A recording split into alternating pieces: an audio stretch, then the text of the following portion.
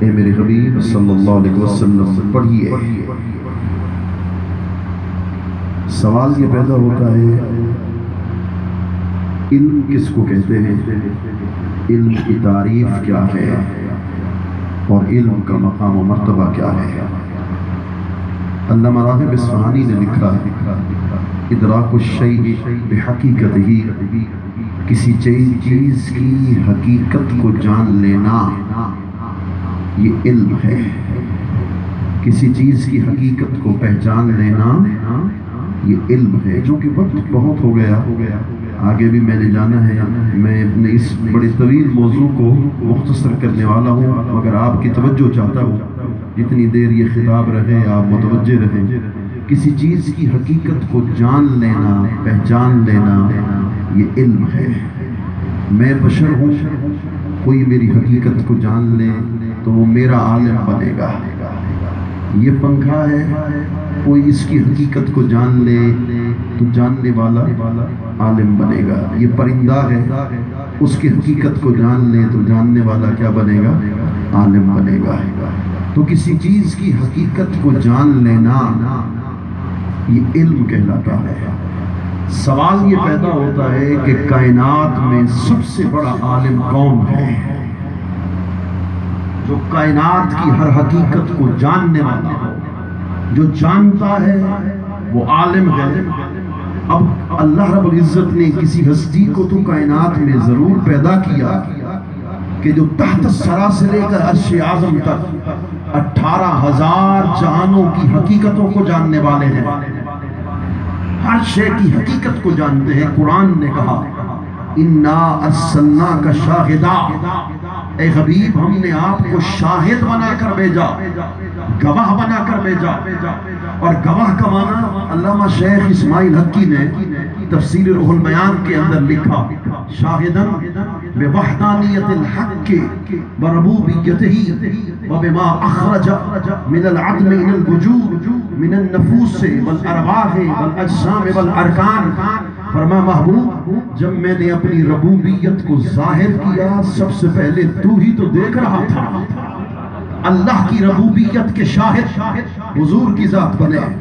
اور جب یہ کائنات بن رہی تھی، معرض تخلیق میں تھی، معرض وجود میں تھی، انسان مٹی سے بن رہا تھا، فرشتہ نور سے بن رہا تھا، جن آگ سے بن رہے تھے، سب حقیقتیں سامنے ہو رہی تھی۔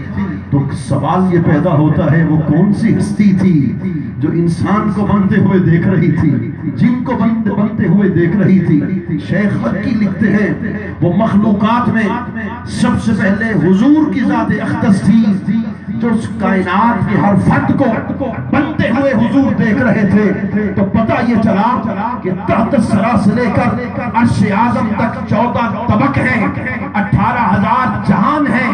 18,000 جہانوں میں صرف ایک جہان ہے جو زمین پہ ہم مخلوق رہتے ہیں، ایسے کئی جہان ہیں۔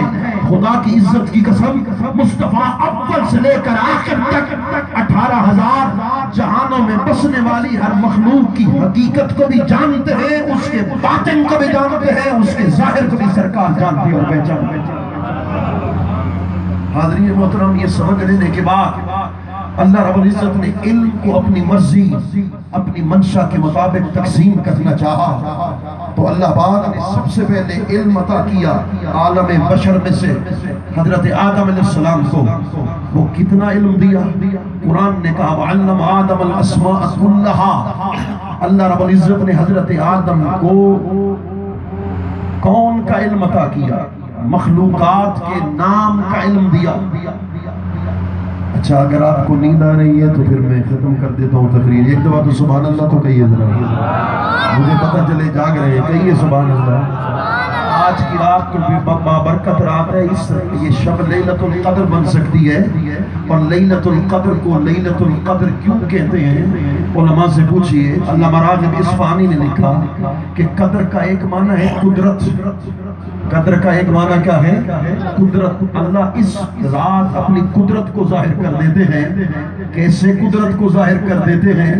اس راز میں حضور کا کوئی گناہگار سے گناہگار امتی 2 رکعت نماز نفل پڑھے. لیلۃ القدر خیر من الف شہر.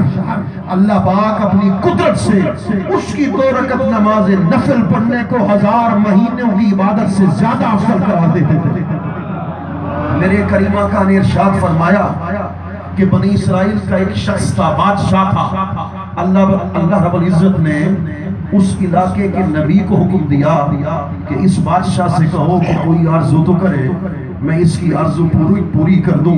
میں قربان ہو جاؤں اس بادشاہ کے مقدر پر. ہر کوئی اللہ سے تمنا کرتا ہے، اللہ خود ارادہ فرما رہا تھا میرے نبی اس سے کہے مجھ سے کوئی شے مانگے. اللہ کے اس نبی نے کیا دعا کی؟ اے اللہ مجھے اولاد دے دے، میں قربان کر دوں. مجھے مال دے دے، تیری راہ میں قربان کر دوں. مجھے توفیق عطا کر، میں اپنی جان کا نذرانہ تیری بارگاہ میں پیش کر دوں. اللہ نے اس کی دعا کو قبول فرمایا. کیسے قبول کیا؟ خدا نے اسے 1000 لڑکے عطا کیے اپنی قدرت سے. 1000 لڑکے عطا کیے. ہر مہینے میں وہ جنگ کرتا تھا، ہر مہینے ایک لڑکے کو قربان کرتا تھا. 1000 لڑکے تھے، 1000 مہینوں میں اس نے ایک لڑکے کو قربان کر دیا. حتیٰ کہ سارا مال اللہ کی راہ میں قربان کر دیا، باقی وہ خود بچا. اس نے بھی اپنی جان کا نذرانہ اللہ کریم کی بارگاہ میں پیش کر دیا. صحابہ سنے تو پریشان ہو گئے اور دل میں خیال کرنے لگے 1000 مہینے تھے، اتنی اس کی عمر تھی. 1000 مہینوں میں ایک مہینے میں ایک لڑکا قربان کرتا رہا. اس جیسا بھی کوئی عابد بنے گا جس نے اپنی جان بھی قربان کی، 1000 لڑکے بھی قربان کر دیے، جہاد بھی کرتا رہا، شریعت قیام بھی کرتا رہا. اس جیسا کوئی عابد زاہد ہوگا. صحابہ پریشان ہو گئے. اللہ نے وحی اتار دی، میرے محبوب ان سے کہہ دو لیلۃ القدر خیر من الف شہر. وہ بنی اسرائیل کا شخص تھا، بادشاہ تھا، جس نے 1000 مہینوں میں 1000 لڑکے قربان کیے. میرے محبوب کا کوئی گناہگار امتی ہو، صرف اس رات کھڑے ہو کے میری بارگاہ میں دعا کر دے. اس کا دعا کرنا ایک طرف ہوگا، اس کا 1000 لڑکوں کو قربان کرنا ایک طرف ہوگا. نعرہ تکبیر، نعرہ رسالت. قدر کا ایک معنی ہے تنگی. قدر کا ایک معنی کیا ہے؟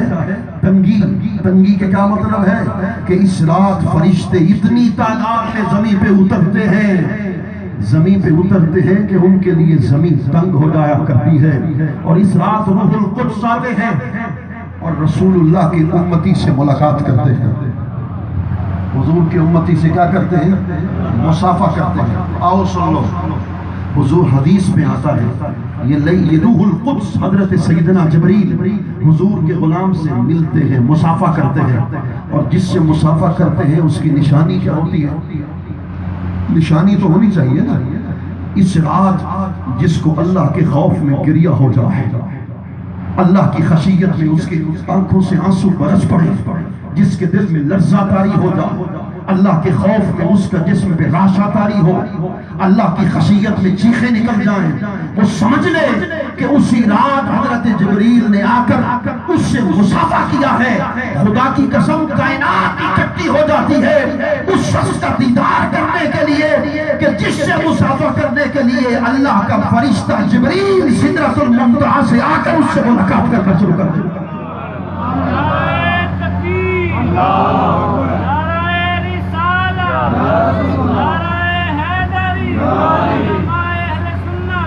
یہ میرا موضوع نہیں تھا، میں نے گرمانے کے لیے آپ کو شروع کیا ہے تاکہ اپنا موضوع بھی مکمل کر دوں، یہ بات بھی مکمل کر دوں، ترغیب دلا دوں آپ کو. آج ساری رات جاگو، بیداری کے اندر گزارو. پتہ نہیں آنے والا لمحہ شاید ہمیں لمحہ نہ ملے، شاید یہ لیلۃ القدر آخری زندگی کی آخری رات، پھر کبھی یہ موقع ملے نہ ملے.